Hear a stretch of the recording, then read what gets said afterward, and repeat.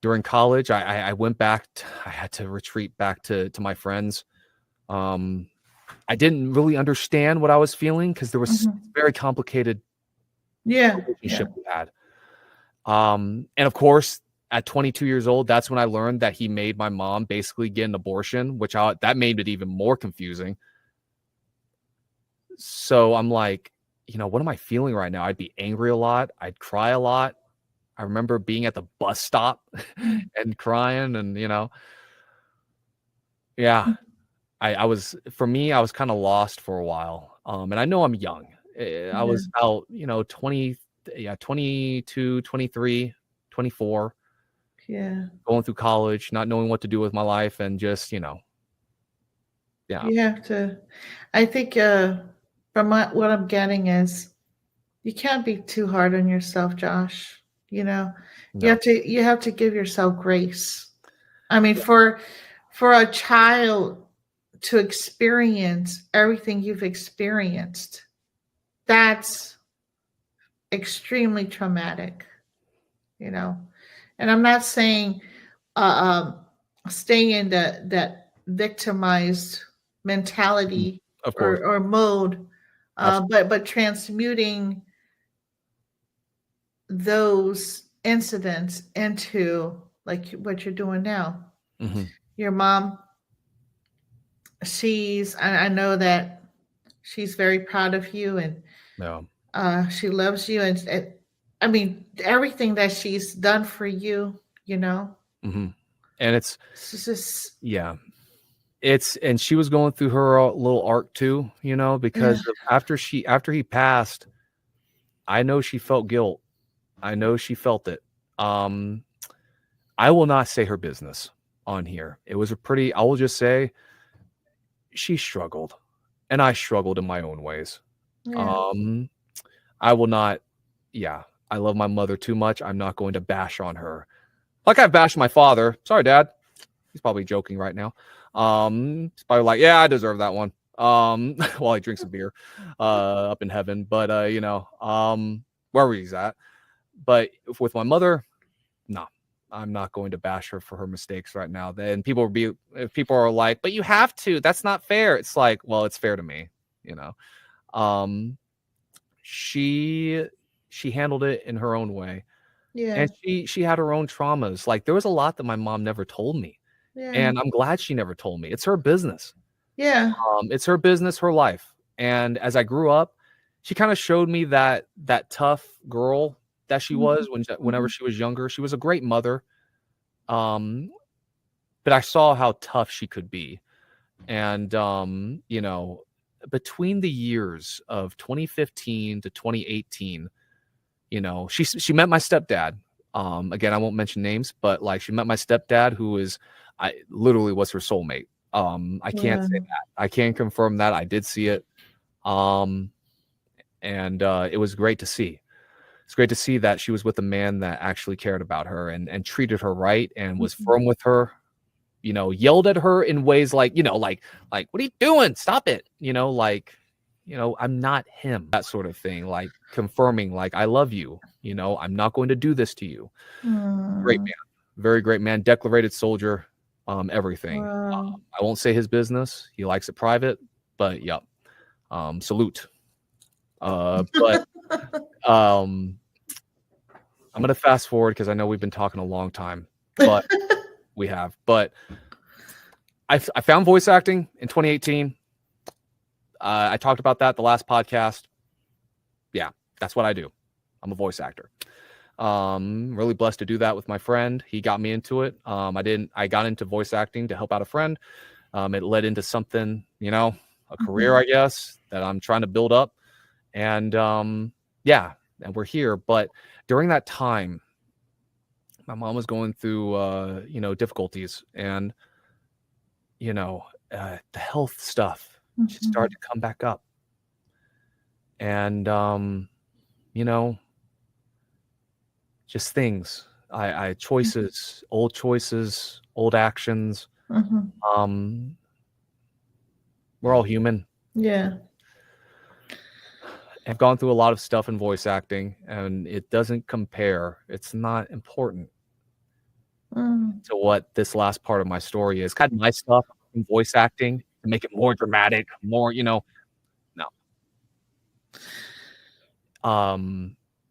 Around the year 2021, or sorry, if you were going to say something, Right.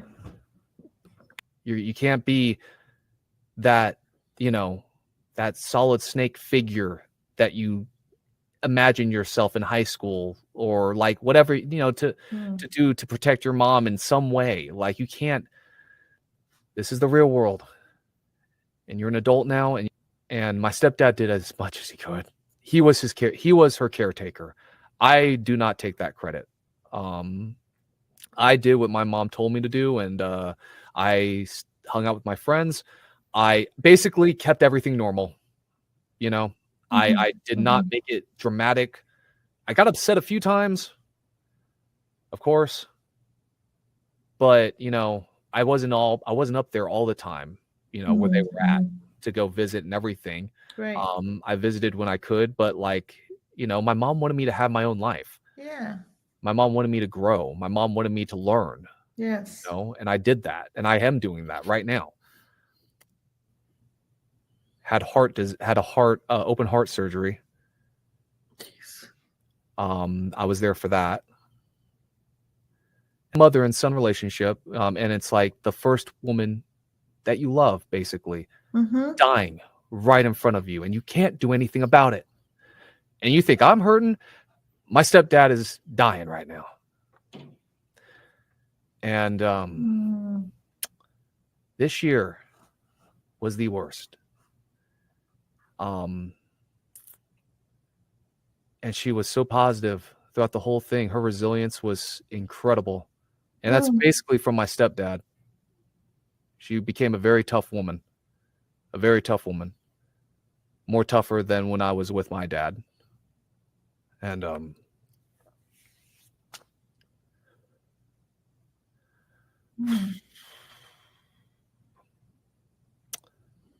she yeah.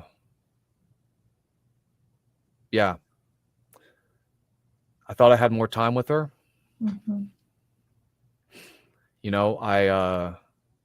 It's just stuff just happened.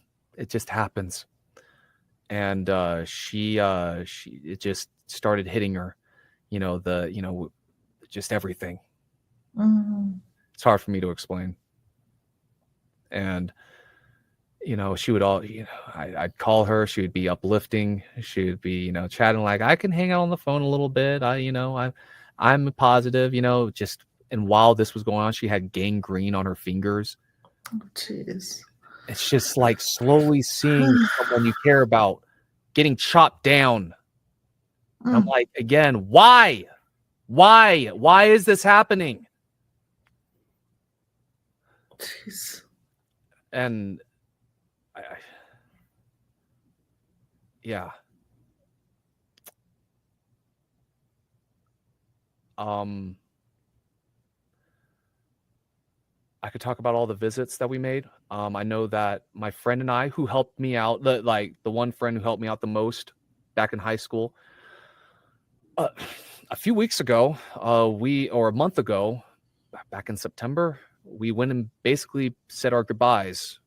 And I mean, we've had close calls. There's a lot of things I'm not saying right now, but we've had close calls in these past 5 years, since basically when COVID started. We've had close calls. Wow. And but after the open heart, the amputation, all the diagnoses, yeah, we said our goodbyes. She lasted for another few weeks.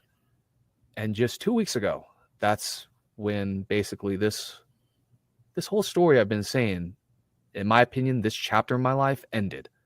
I went up there alone. And I went to the ICU. I'm not going to say the details. She was not cognizant. She was drugged up, but I was glad I was with her for a little bit. I could only last for 3 hours.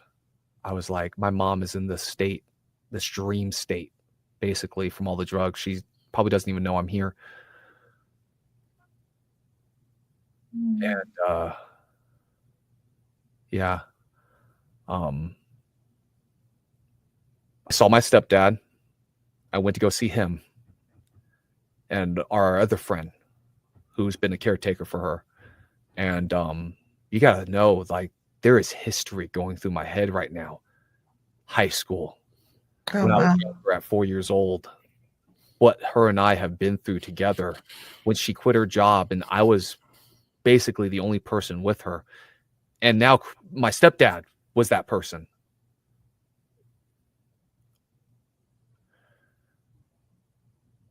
We were bracing ourselves. And my stepdad got the call at 4 a.m. saying, hey, it's about time. It's time. Y'all have to come up here. She's about ready to go. And we drove. Mm-hmm. And I've been talking with my friend who I live with. And I don't like talking about this ever, but it's just been a subject, the afterlife. It's been a subject I've been wondering about. And I was, praying to God. I'm like, give me a freaking sign, man. Give me a sign that she's somewhere, that she's with you, or just on the next phase, whatever. Please just give me a freaking sign. And while we were driving on Long Road in Fort Liberty, Fort Bragg in North Carolina. And while we're driving, there's this green comet that comes shooting across the sky in one part of the sky. On the left side, you can see it through the trees. And I'm thinking to myself, there are no flares up in the air. There's nothing. It's a clear sky. And there's this bright green comet. It's like it's a shooting star, basically. Mm-hmm. My stepdad saw it. My friend, our friend in the back saw it. And I saw it. Not 1 second later, or 2 seconds later, phone rings. My stepdad's phone rings after we saw that, just like a second later. My stepdad picks up the phone. It says my mom's name. And he answers it. No one answers for a while. And it's the doctor. And it's like, are you on your way? Good. Okay. Because it's time. It really is time. If there was a confirmation for me personally, I don't know about everybody else, the other 7, 8, whatever, how many billion people are on this earth. But for me, if I needed proof that there may be something after this life that we're in, that was my proof. Because I have never seen convenient timing more than maybe that one time when the police was at the door. Wow, it's just give me chills. I have never seen timing like that since when I was 4 years old. And my mom, I try to keep it together. My mom was in there. And, my stepdad's a wreck. Our friend is trying to stay calm. I was next to her for a little bit. And I didn't know what to say. What's the last words that I'm going to say to my mother right now? The only thing that came to mind was the creed. And I whispered it to her ear and I said, this is the beginning of a new day. God has given us this day to use as we will. We can waste it or use it for good. For what we do today is important, for we have exchanged a day of our lives for it. We want it to be good, not bad, gain, not loss, success, not failure, so that we will never regret the price that we paid for it. I didn't know if that matched the situation at the time. That's the first thing that came to mind. And, fast forwarding a little bit for a second, as I've talked to my therapist, as I've talked to friends, they're like, of course it makes sense. Your mother is a freaking fighter. Yep. Just like how that creed was taught to you to fight, she fought. It made sense. It absolutely made sense. That is not just your creed. That was her creed. Wow. I had to step out of the room I could not see my mom take her last breath. Hell no. Could not do it. Was not strong enough for that one. Nope. I stepped out. I asked for a chair. And I waited. And when the doctor said her heart has stopped, I was like, okay, it is done. And I'll tell you, Annette, I have never screamed in my car so loud as I screamed the day I left the next day to go back to Jacksonville to be with my friends, because that was my way of coping and mourning. And I'm going to be honest, it's been about 2 weeks and I haven't gone back up there, and I'm going back up there for Thanksgiving. I want to be with my stepdad. I know he's hurting right now, and be with anybody else who's up there that's hurting. But I am not that strong of a man, and I'm hoping the best. But yeah, I've never screamed so loud. And it's funny. I at the beginning, I was like, my dad's, how he was, the way he screamed scared me. And it just felt like he was screaming through me. Oh, wow. Because at the end of the day, my dad did love my mom. I've been saying this, I'm close to 30 years old, and he just had a lot of stuff going on with him, severe mental health issues. And he would be a wreck too right now. I know he's probably up there right now with her. Mm-hmm. They're both up there partying, and they're just probably watching and being like, what's he going to do next? Because I'm excited. Mm-hmm. It's weird not having them both here. They were, again, like I said at the beginning, they have been the biggest part of my life, of my story. And it's funny, now that they're not here, it's like the spotlight's on me now. Yeah. And what are you going to do now? It's your story. And it has been this whole time, but now let's see what you got. Wow. And I did make it was like how I was in high school, or going into high school, that declaration of war I had in my head against my dad. I made another one, and it's like, I will be the best that I can be in this field that I'm in, and I will be relentless. I don't care if it takes 5 to 30 years. I will be declared one of the best. I will make them proud, both of them. Do I have to be famous to do it? I don't know.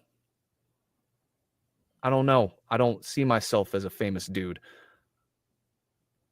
But I'll try whatever it needs, like whatever the best is for me. If that's doing a bunch of podcasts and helping people while being a voice actor, if that's being like the next D. Bradley Baker or the next James Arnold Taylor, the next Johnny Young Bosch, I don't know. It's a different time for voice actors. I don't know. Yeah. And I'm remote too, so I'm limiting myself in that. But it basically is like another declaration of war. Like, and I remember this one scene in Berserk. It's after everything that happened, after all the terrible things that Guts went through. Yeah.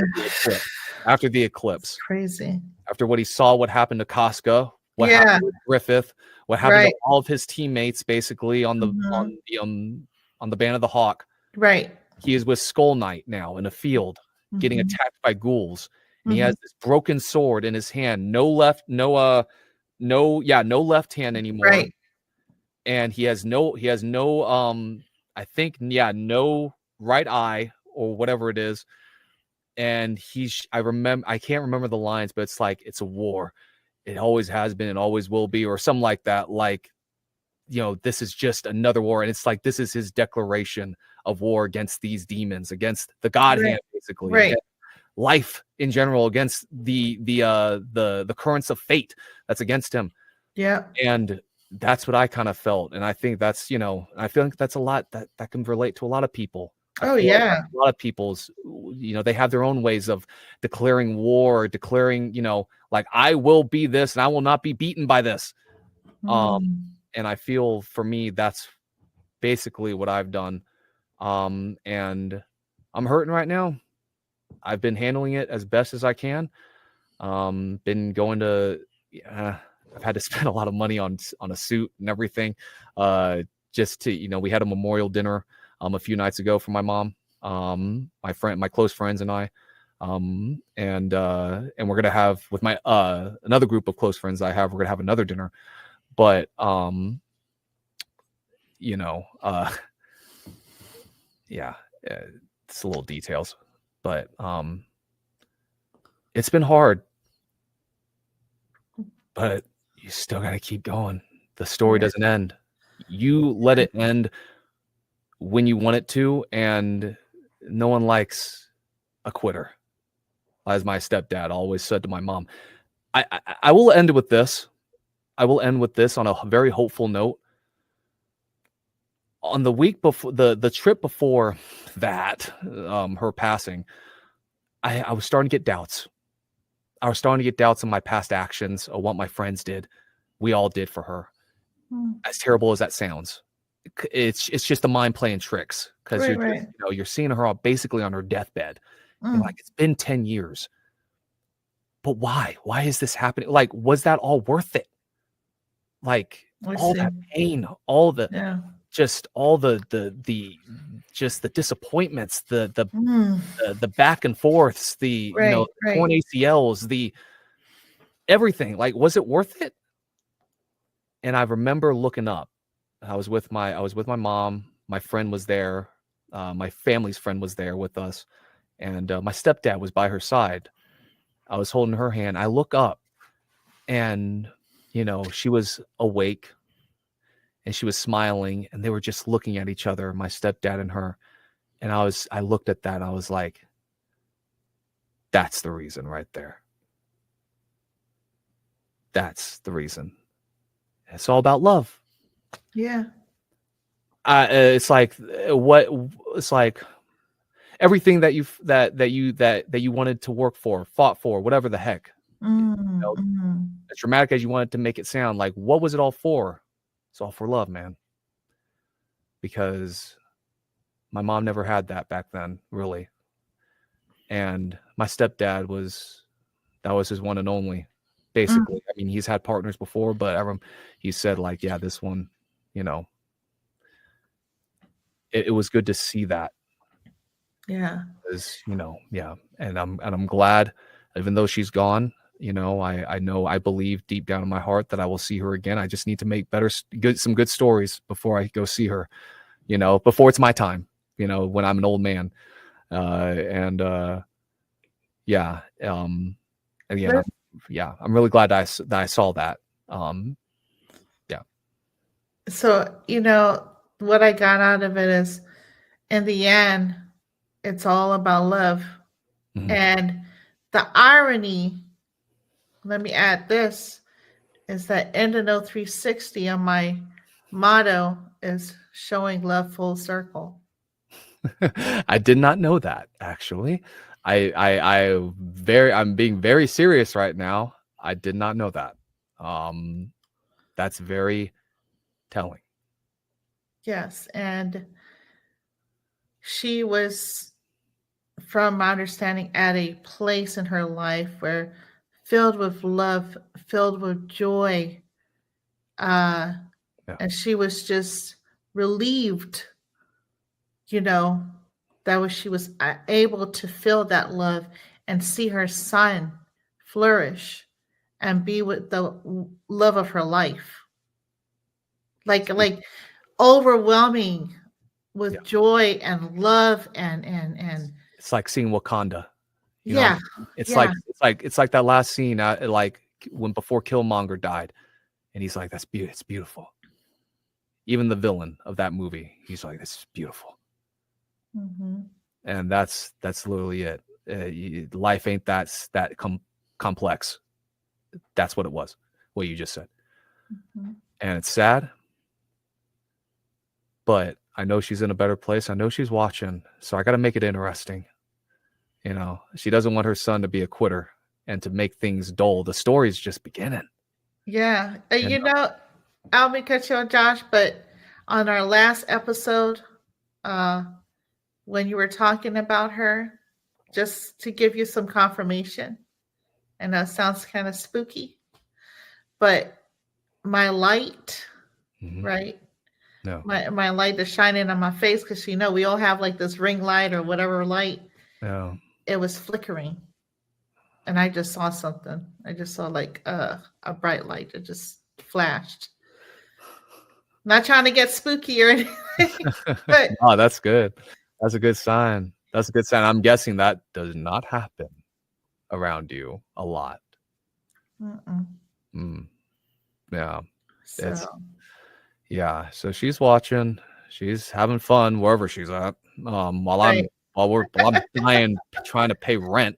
You know, and it's fine. It's fine. She's not in pain anymore. It's I can go on. And it's hard. You gotta take time. I'm trying to take time to mourn whenever I can, whenever it comes. Been trying to keep myself busy. But I hope that somebody gets something out of this. It's a lot in the last 2 yeah, hours. But if anybody's going through something like this, you know, at the end, mistakes now if they killed somebody, that's totally different. That's bad. That's totally bad. If they're a criminal, big criminal, no. But if you've listened to this point, thank you. But at the end, the mistakes, they really don't matter anymore. You just kind of try to think about the good times, and you forgive some things, you don't forget others, and that's just human. No one's telling you to be perfect, but to make it lighter on you, you just try to think about the good times. And I left this part out, and it's about my dad actually. The how I know about that night, I actually went to the police station in Jack's Beach and got the police reports. mm, And I went to his grave and I burned them. I burned the police reports mm, to show just rest in peace, man. It's over. mm, It's fine. Like, I'm still here. Mom was still there. It's over. Like, it's just something for my peace of mind. And it just felt like something that just needed to be done. It was a weird task, but it just felt like something I needed to do while I was here in Florida, in Jacksonville. I'm in Oviedo now, Oviedo, Florida, next to Orlando. But while I was there, I just felt like that's just something important. It yeah, just needs to be put to rest. And I remember getting a lighter or a match and burning it at his grave. And and I even went to the old house. The people, the landlord, yeah. actually let me into that old house. That's now an Wow, Airbnb. That's now wow. an Airbnb now. Oh my And goodness. it's beautiful. It's a really nice house, actually. Very Wow. expensive. And because it's like a mile away from the beach. So nowadays it's like, wow, I kind of miss that house. Right? That's a beach house, actually. And it's really nice how they set it up. And it's just making peace with those parts in your past, and just physically even being there. And I was 28 last year. It's like, as a 28-year-old man, just now standing there and looking at it and just being like, this part of my life is over. It's done. It's time to move on. And it's okay. It's a beautiful place now.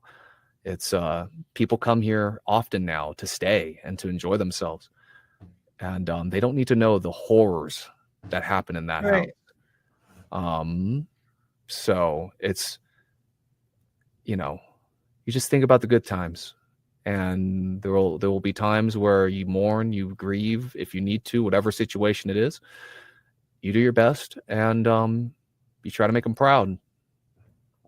So, yeah. Well, thank you so much, Josh, for sharing that really deep more than just heartfelt story. For me, I think, like it's funny how I set up this podcast and I have the motto as showing love full circle. Mhm. And it's almost as if God, the angels are like, yeah, this is what you're doing at. Yep, This this is is it. This is the type of people you're gonna bring in, and literally, if this, it's like the stories, like if the love goes around in full circle, that's what you're trying to tell, and it's beautiful. So, I think we need more of that in the world, and not just clickbait. Um, mm, there's time and place for that, yeah, but it's business. It's just business. right, But right, you need to be heartfelt at times and be real. So right, right. um yeah. So yeah, I appreciate you laying me on and telling it. And again, I hope that at least one person just gets something out of it. If they watch the whole thing, it's like watching a dang movie. So Get your popcorn out. No, I'm kidding. yeah, No. yeah, it's a lot.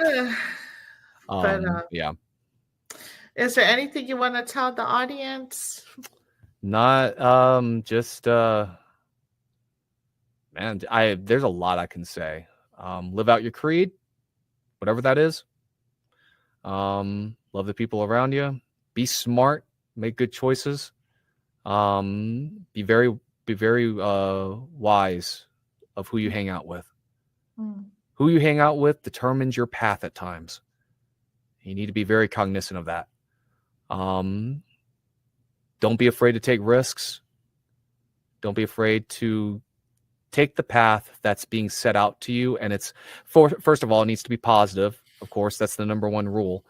But if it's scary and like voice acting, that's scary. It's a risk.